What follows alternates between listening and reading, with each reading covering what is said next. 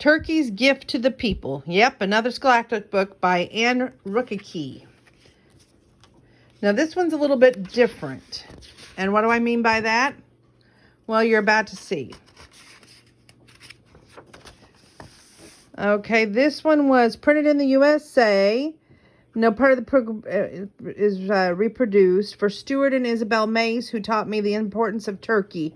To Pacal near Ashcroft, Aspen, Colorado. I don't see a copyright date. Oh, there it is, 1992.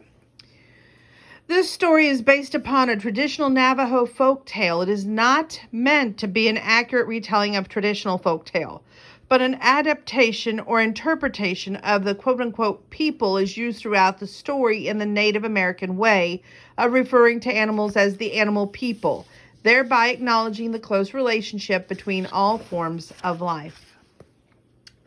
Once there was a time when all the people of the world lived and worked together in perfect harmony.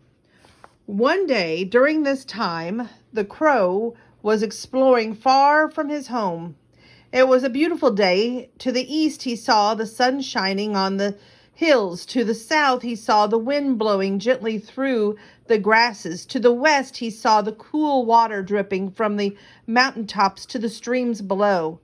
Crow headed north, flying farther and farther. Suddenly, he saw something that he had never seen before on the horizon. It was a great wall of water, taller than any tree and wider than any river. And it headed right towards his people and his homestand. Quickly, the crow turned and flew toward home, calling to the others along what would soon flood their low, flat land. The people gathered together and listened to the crow, and they began to worry.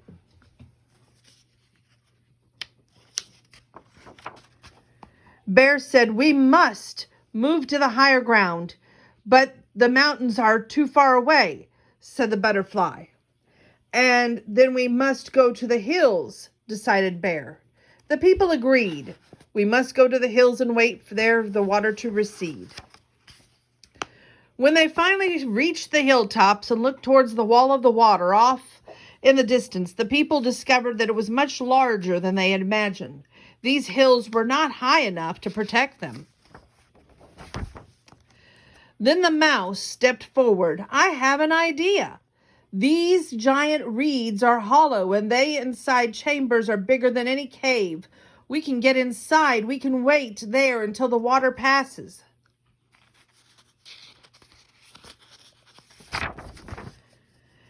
Beaver knew that this was her job. She began to gnaw on the openings at the base of the reed so the people could get inside. When the beaver finished, the people began to file into the reed 2 by 2, but very quickly, the chamber became very crowded, and the people realized the single chamber could not hold them all. "Beaver," said the moose, "climb onto my back and chew a hole through the chamber above." So the beaver climbed onto the moose back, but she could not reach the top of the chamber. "Wait," said the spider. "I will weave a strong web for Beaver to climb so she can reach the top." When the spider finished, Beaver climbed the web and chewed a hole through the next chamber. In this way, Beaver and Spider worked together to open the chamber after chamber, and the people followed them, moving farther and farther up the reed until everyone was inside. But Ground Squirrel was keeping track of everyone who entered the reed, and by his tally, one couple was missing. He shouted. "Where is Mr. and Mrs. Turkey?" he shouted. The people searched all the chambers of the giant reed, but the couple was nowhere to be found. Ground Squirrel stepped outside and looked anxiously toward the approaching wall of water. The eagle knew he could help, so he swooped down on the reed and circled high in the sky in search of his friends. Almost immediately he spotted them running as fast as their little short legs could carry them, just in front of the floodwaters. "Hurry!" shouted the eagle. "Come on, you can make it." It seemed like forever, but finally the couple flopped through the entrance to the reed, puffing and a panting and a gobbling. Everyone crowded around them while the wasp quickly sealed the opening so no water could get inside. This must be the water, the high water. The people blurted, "What happened? Where were you? You could have been killed." But Mr. and Mrs. Turkey were trying to catch their breath. Finally, Mr. Turkey stood up and spoke. "You forgot the seeds," he exclaimed. Then he spread his feathers, letting the thousands of seeds that he and his wife had collected fall to the ground. The seeds the people would need to rebuild and survive after the floodwaters receded. All the peoples cheered, and each of them helped in his own way. But it was the turkey who remembered the seeds.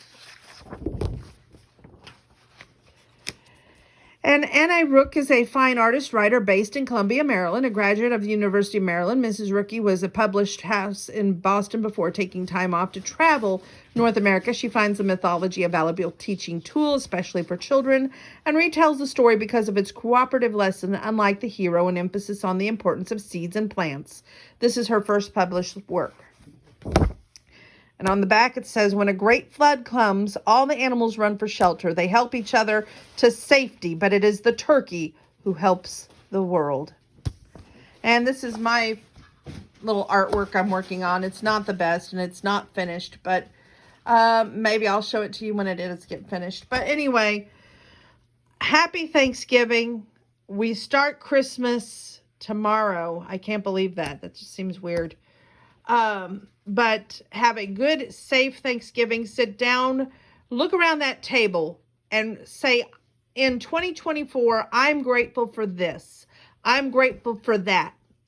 But take stock who's grateful for you and your presence, which is a present within itself at that table. Happy Thanksgiving. Have a safe and happy Turkey Day. And I'll see you back here hopefully tomorrow night. And take care and God bless.